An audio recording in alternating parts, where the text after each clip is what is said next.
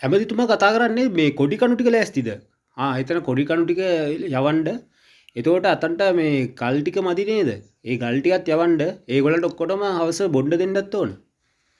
මොකද ළමයා රස්සාවක් ඉල්ලන් දාවේ. සංවිධායකතුමාගේ ලියුමක් අරන් එන්න. මට ඊට පස්සේ සලකලා බලන්න පුළුවන්.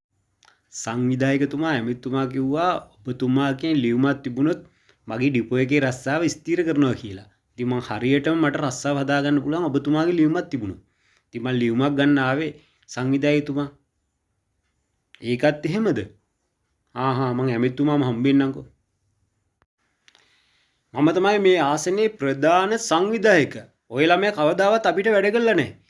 ඔය ළමයා වැඩ කරන්නේ නැතුව අපිට ඔයාට ලියුමක් දෙන්න බෑ.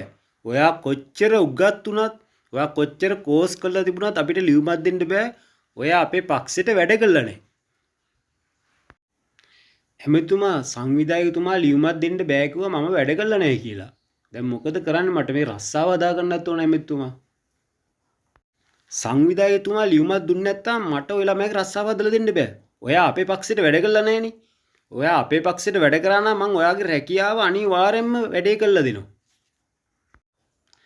කාලයක් තිබුණා Tamanට ඕන විදිහට රැකියාවල් දුන්නා. කිසිම උගත්කමක් නැතුව, කිසිම අධ්‍යාපන මට්ටමක් නැතුව.